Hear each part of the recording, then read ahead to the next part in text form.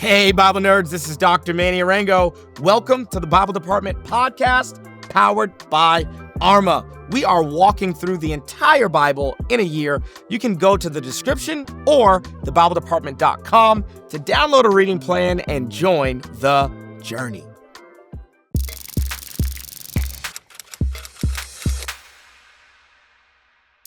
Family, welcome to day 271 here on the Bible Department podcast. I'm your host, Dr. Manny Arango, and today we are looking at Psalms 57, 58, and 59. All three of these Psalms are Miktams. Miktams, that's right. If you haven't done the reading yet, then you're definitely going to want to go ahead and do the reading.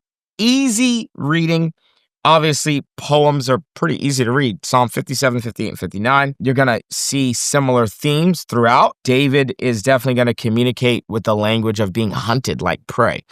So we're going to get a lot of animal-like language for the people that are trying to devour him or ensnare him or trap him. Super, super poetic. Really beautiful.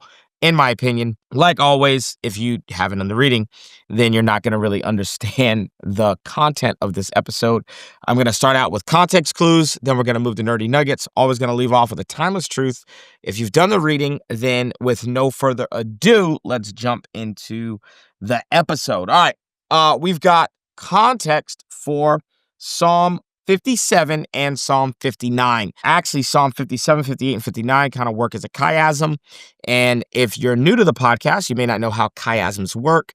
It means that the outside of the sandwich kind of begins to become an interpretive clue for what's happening inside, right? So a chiasm, let's say in the New Testament, in the book of Mark, would be Jairus has a daughter who's sick. He goes to see Jesus to get healing for his daughter, and in the middle of Jairus' conversation with Jesus, a woman with the issue of blood pops up, and then after the one with the issue of blood is healed, they go to Jairus' house. So it's like Jairus, one with the issue of blood, Jairus. So Jairus becomes the sandwich or the bread for the sandwich, and then the one with the issue of blood becomes the meat, what's in the middle.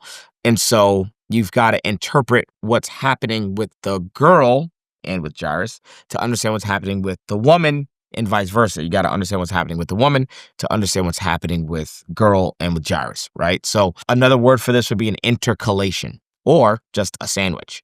But a chiasm means that the gold is in the middle, right? So Psalm 57 and Psalm 59 are very, very, very similar, which help us to understand Psalm 58, which doesn't have a context heading. So Psalm 57 does have a context heading, okay? Psalm 57 tells us right up at the top, it says, when David had fled from Saul into the cave, okay? And so the context for Psalm 57 is going to be 1 Samuel chapter 24. And we're going to look at 1 Samuel chapter 24 in just a second. Psalm 59, the context for Psalm 59, we can read the heading right up at the top of the Psalm. Is going to be when Saul had sent men to watch David's house in order to kill him. Okay, so the context for Psalm 57 is 1 Samuel chapter 24. And I just want to make note that this is not chronological order. So Psalm 59's context is 1 Samuel chapter 19. Okay, so 1 Samuel chapter 24 for the context for Samuel chapter 57. Psalm 57. And then 1 Samuel 19 is the context for Psalm 59. All right.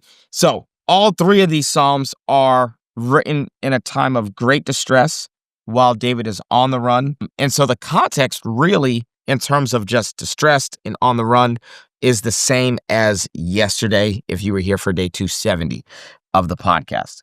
Okay. Now, there's another little, we're going to get into 1 Samuel 24 and 1 Samuel 19 in just a moment. So a little bit more context than normal, but there's another little, it's kind of a nerdy nugget of context. So it's still a context clue, but it's a nerdy nugget of context. So I know I'm merging context clues with nerdy nuggets here. Let's look at the headings again. Psalm 57 says this, for the director of music to the tune of do not destroy. To the tune of do not destroy. Okay, now let's look at 58, Psalm 58. For the director of music to the tune of do not destroy. And then let's look at Psalm 59. These are our 3 Psalms for the day. Okay, for the director of music, to the tune of Do Not Destroy of David, a Miktam. Okay, we're going to see that repeated for all 3 of our Psalms that we have assigned to the Bible reading plan today. So the tune of Do Not Destroy. So what's going on with that? Okay, and I know this is super granular. Like, you can't just read the Psalm itself. You kind of got to read the heading. Okay, so what's up with this tune, Do Not Destroy? Well, let's kind of help us dive into what that could mean. Okay, because I've got some clues as to what's going on here. Let's go to Deuteronomy chapter 9. Okay, Deuteronomy chapter 9, verse 25. This is Moses talking.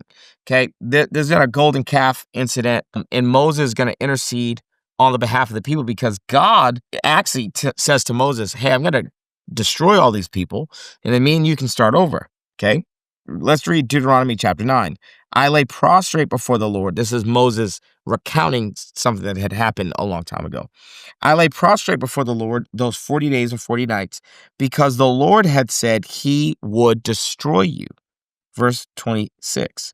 I prayed to the Lord and said, Sovereign Lord, do not destroy. Do not destroy your people, your own inheritance that you redeemed by your great power and brought out of Egypt with a mighty hand. So Moses prays to the Lord that the Lord would not destroy. Here we go. Do not destroy. That's Moses' prayer to the Lord. Do not destroy your people, your own inheritance that you redeemed by your great power and brought out of Egypt with a mighty hand. We're going to see this phrase again in Isaiah chapter 65, verse 8. This is what the Lord says. As when juice is still found in a cluster of grapes and people say, don't destroy it, there is still a blessing in it. So I will do it on behalf of my servants. I will not destroy them all. Do not destroy. So now let's go to 1 Samuel chapter 26. Okay. This is David who has an opportunity to kill the man who's trying to kill him, Saul. And here's what he says. But David said to Abishai, do not destroy him. Who can lay a hand on the Lord's anointed and be guiltless? As surely as the Lord lives, he said, the Lord himself will strike him, or his time will come and he will die, or he will go into battle and perish. But the Lord forbid that I should lay a hand on the Lord's anointed. Now get the spear and the water jug that are near his head and let's go. So David took the spear and the water jug near Saul's head, and they left. No one saw or knew about it, nor did anyone wake up. They were all sleeping because the Lord had put them into a deep sleep. Do not destroy. So okay, why did I lead us down this trail of breadcrumbs? Because just the heading on Psalm 57, 58, and 59 are actually telling us that David has the character of Moses and Yahweh. That is what's being said here. The reason that these Psalms have to be sung to the tune of Do Not Destroy is because then you're supposed to Google search in your mind, where else does the Bible say do not destroy? And then you go look up those stories and you go, oh, Moses said those words to the Lord when the Lord wanted to destroy the people. And then Isaiah says, speaking for God, that God is not going to destroy the people of Israel, although they're rebellious. And then we get the story of David in 1 Samuel 26, where he could kill Saul.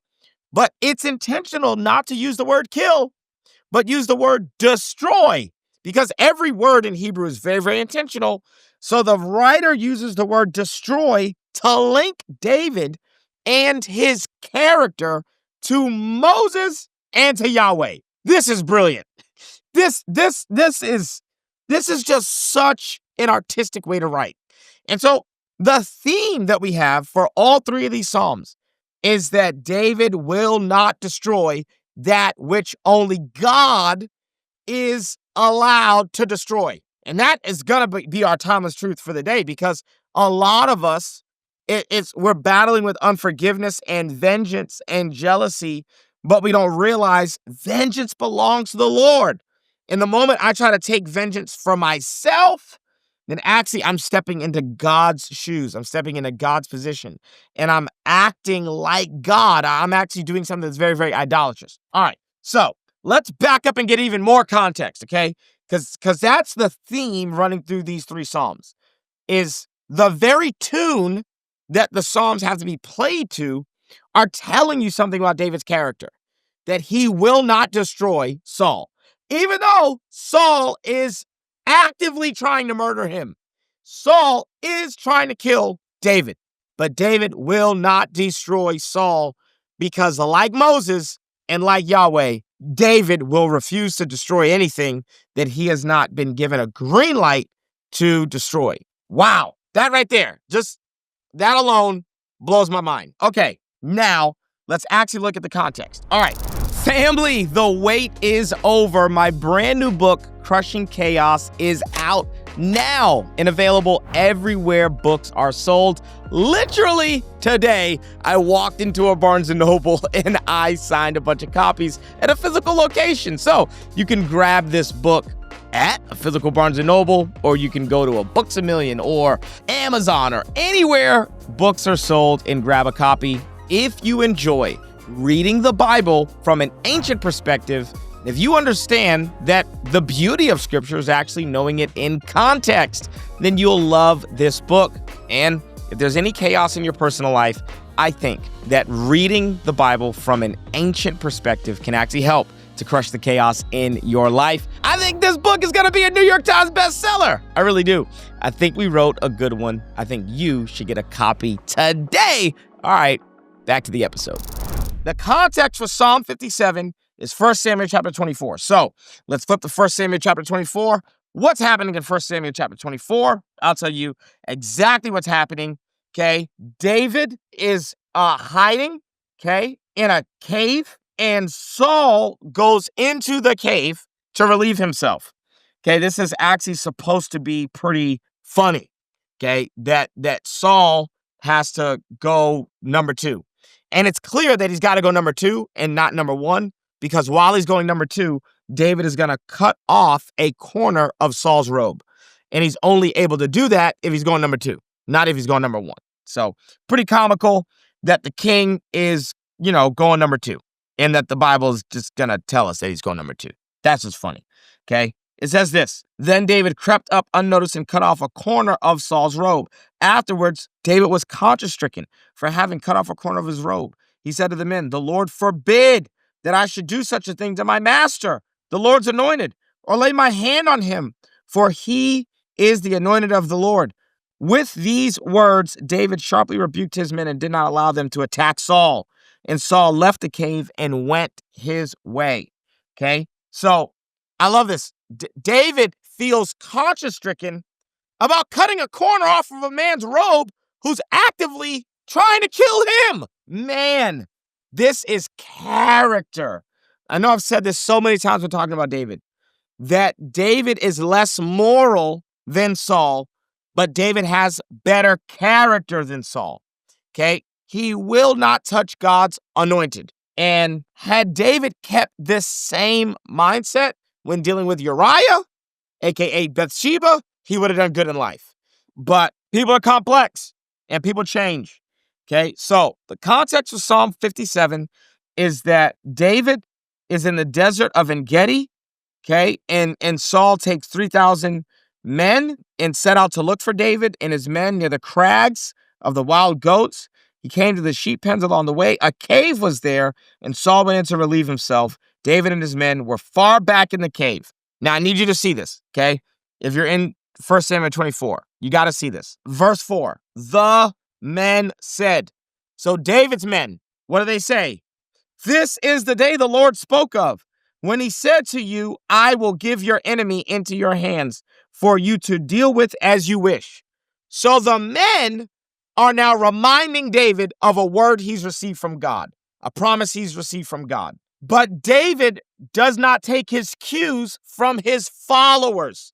This is a good leadership lesson right here, that every leader is going to have to get to a place where they go, I know how to discern the difference between what the Lord has said and how the people who are loyal to me are interpreting what the Lord has said.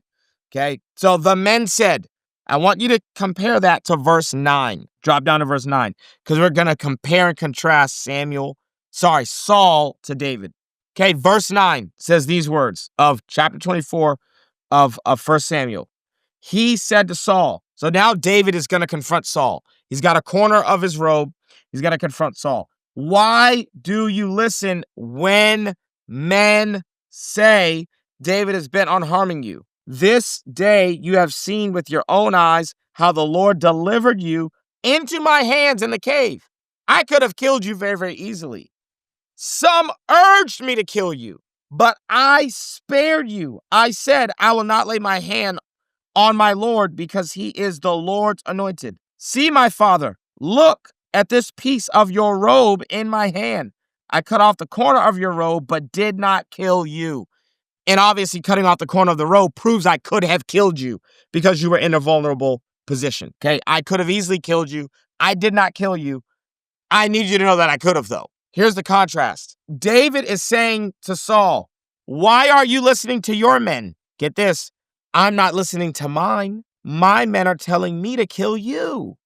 But I don't listen to my followers. I listen to the Lord. And instead of listening to the Lord, you've decided to listen to your people, your followers. Why? David is literally contrasting himself with Saul. Hey, he's saying, Saul, can you do what I'm doing? I'm not listening to my men. I'm listening to the Lord. I'm taking my cues from the Lord, not from my followers. I love this. Okay. And then he says these words, verse 12, may the Lord judge between you and me. Okay. So this whole theme, do not destroy. Okay. Do not destroy. We saw this theme in 1 Samuel chapter 26, but we're also seeing it here in 1 Samuel chapter 24. That now there's multiple times where David could kill Saul, and he refuses to kill the person who's trying to kill him. Okay. What's the context for Psalm 59? It's 1 Samuel chapter 19. So we got to flip all the way 5 chapters in the past. Again, I hope you get this by now. The Psalms are not going to give us these moments in chronological order. Okay. 19. Okay. And it says this in the heading. Okay. When Saul had sent men to watch David's house in order to kill him. Okay, so this is the thing that's going to spark David being on the run. We'll actually back up 2 verses. We'll start reading in verse 9, chapter 19, verse 9. But an evil spirit from the Lord came on Saul as he was sitting in his house with his spear in his hand. While David was playing the lyre, Saul tried to pin him to the wall with his spear, but David eluded him as Saul drove the spear into the wall. That night, David made good his escape. Okay, so David is obviously in Saul's palace, and Saul tries to pin him to the wall with a spear, meaning throw the spear through him to kill him. And so now verse 11 is where we pick up, which is what Psalm 59 is based on. Okay, it says, Saul sent men to David's house to watch it and to kill him in the morning. But Michal, that's his wife. That's also Saul's daughter. It's David's wife, Saul's daughter, warned him, if you don't run for your life tonight, tomorrow you'll be killed. So Michal let David down through a window, and he fled and escaped. Then Michal took an idol and lay it on the bed, covering it with a garment and putting some goat's hair at the head. When Saul sent the men to capture David, Michal said, he is ill. Then Saul sent the men back to see David and told them, bring him up to me in his bed so that I may kill him. But when the men entered, there was the idol in the bed, and at the head was some goat's hair. Saul said to Michal, why did you deceive me like this and send my enemy away so that he escaped? Michal told him, he said to me, let me get away. Why should I kill you? So David fled. He made his escape. He went to Samuel at Ramah and told him all that Saul had done. Then he and Samuel went to Naioth and stayed there. And now David is officially going to be on the run. Okay, so these Psalms, Psalm 57, 58, and 59, all center around Saul's schizophrenic, evil, spirited desire to kill David and David's loyalty to Saul and to Yahweh. They're the couple of timeless truths that we can learn, okay? I spent 20 minutes giving context, but honestly, the context brings these Psalms to life, okay? Without the context, the Psalms are beautiful in and of themselves, but to know what David is talking about helps you to appreciate the actual Psalms in a whole different way. There's a couple of lessons, timeless truths I think we could take out of this. Number one, even a bad leader can create good character, or let me say this, can reveal good character in you. Bad leadership reveals more about me than it does about them. Bad leadership. Now, I've had good leaders, I've had bad leaders, I've had toxic leaders, I've had healthy leaders. Now, I've been on staff 3 different times in my life. I'm now leading a church, planting a church, and not every leader I've ever had has been a healthy, positive, good leader. I've had some toxic leaders. And I will say, I'm so thankful for the good leaders, but I'm also thankful for the toxic leaders because they've revealed something about me, to me. And so I think sometimes we think the only people we can learn from are good, healthy, perfect, great, awesome leaders. But the reality is that David, we are not impressed by David because he had a fantastic leader. We're impressed by David because Saul's wicked, and it juxtaposes David's character so much more. Okay, number 2, it is God who elevates. It is God who judges. And ultimately, it is God who replaces people, not us. Oh, we need to know that it's God who gives platforms. It's God who elevates people in his church. God does that stuff. Okay. And if there's one big idea that I want to drive home as we land the plane here, it's Deuteronomy chapter 32, verse 35. Deuteronomy chapter 32, verse 35. And Paul is going to quote this in the New Testament in Romans chapter 12, verse 19. And here's the simple idea. Vengeance is mine, says the Lord. David could have easily sought vengeance on Saul for all of Saul's evil plotting and death threats and attacks. But David declares, you know what? How I respond to you says more about me than it says about you. And so I am not going to match your energy. I'm not going to respond in kind. I am going to treat you based on my covenant loyalty to Yahweh, not based on how your actions towards me deserve to be treated. Okay.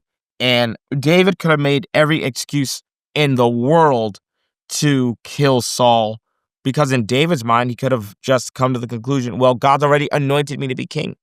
But here's what David understands. He actually says this, I think in 1 Samuel 23. If the Lord is going to kill him, then let the Lord do it. I won't be the one to do it. And I think sometimes we assume, well, since it's God's will, I may as well be the one to act out God's will. And actually, the same can be said about Judas in the New Testament. Somebody's got to betray Jesus, but it doesn't have to be Judas. Judas could have decided, it ain't going to be me. Somebody's got to betray Jesus, it ain't got to be me. And you can see how David goes, Saul's got to die, but I ain't going to be the one to do it. And I think that, I've said to a lot of wives, hey, if your husband who you're submitted to tells you to do something stupid, how about you just make sure that he has a problem with God? But the moment I step out from under the covering, now I have a problem with God too. Or rather, God has a problem with me. And in every situation where I've had a bad leader, I'm here to tell you right now, God's protected me. I've obeyed, I've submitted, I've done what that person has asked me to do, and God's protected me, and God's covered me. And I love that these are Miktams, and that word, ketsamu, means to cover. Because not only do I think David is praying these with a covering over his lips, I think that these Psalms are a testament to the fact that God can cover you better than you can protect yourself. And God begins to say, vengeance is mine, says the Lord. And so you can let go of whatever the grudge is or the bitterness or the unforgiveness and let God enact vengeance. Because guess what? He can heap burning coals on people's heads better than you can. All right, tomorrow we've got day 272. We're going to be looking at Psalms 60 to 62 right here. Same time, same place, same channel. I love you guys. If you're on a streak, I'm proud of you. If you're not, let's go. Come on, it's the Psalms. Let's dive in. Love you guys. See you tomorrow. Peace. Thanks so much for joining us on the Bible Department podcast. If this episode was helpful, how about you leave a comment, share with a friend, and subscribe so that you never miss an episode. To learn more about the show, head to thebibledepartment.com. We'll see you right back here tomorrow.